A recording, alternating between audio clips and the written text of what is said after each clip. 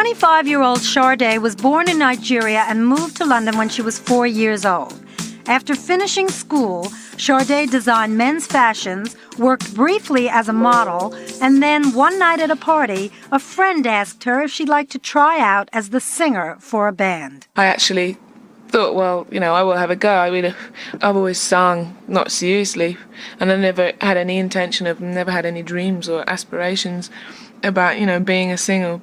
I can sing, so I thought, I'll have a go, and auditioned for the group, who initially turned me down, and when they couldn't find anything better, they came back to me chewing vast quantities of humble pie, and I sort of just joined them. I just said, well, that's what I'll do. So I did actually fall into it.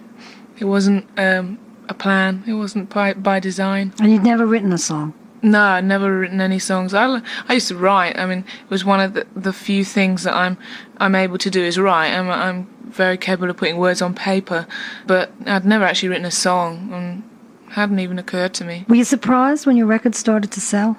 I was. Obviously, we had high hopes for Diamond Life. There's no way I would get up early in the morning to travel to cold and miserable industrial towns in the north of England in a small transit van. I mean, I wouldn't do all that if I hadn't hopes of, and faith, a certain amount of faith in what we were doing.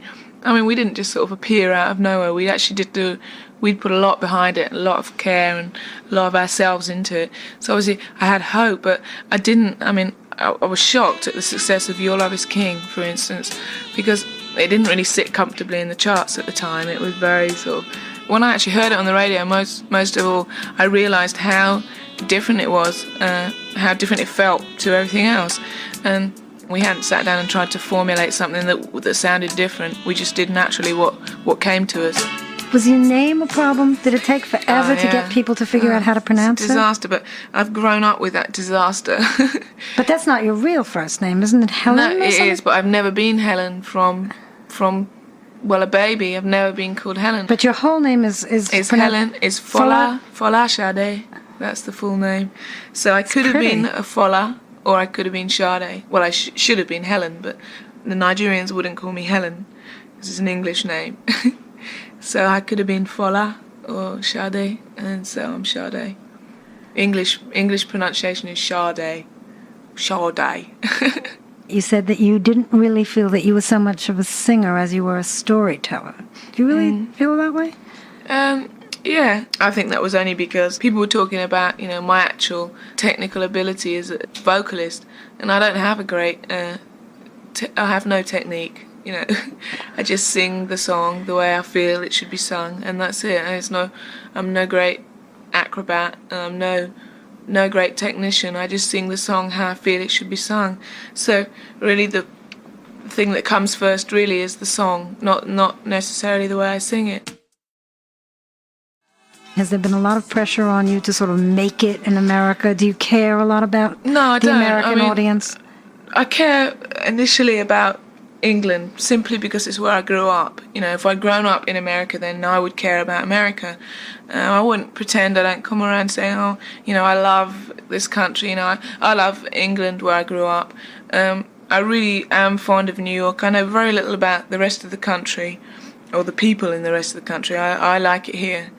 But yeah, there does tend to be that attitude inside the record company, that paranoia about America, like, this big America, this big mysterious America that you have to conquer, and it's the only thing worthwhile. But I don't look at it like that.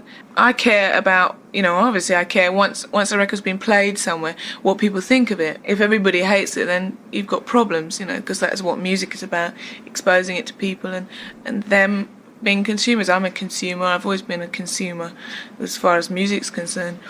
So it is important that once we release a record somewhere that it is a success in some sort of terms. Otherwise I maybe feel, I wouldn't change what we're doing, but I maybe feel, well, perhaps it's just me who thinks it's bad, But I've never sort of been thinking we've got to crack in America, because that's just not my attitude. That's not the way I approach things. I think that you become terrified of somewhere if that's what your attitude is, and I think that you're not likely to succeed if you've got that fear, if it's this big monster that you so want to conquer. It's not really like that. I'm Lisa Robinson, and I'd like to thank Sade for being my guests on Music of the 80s.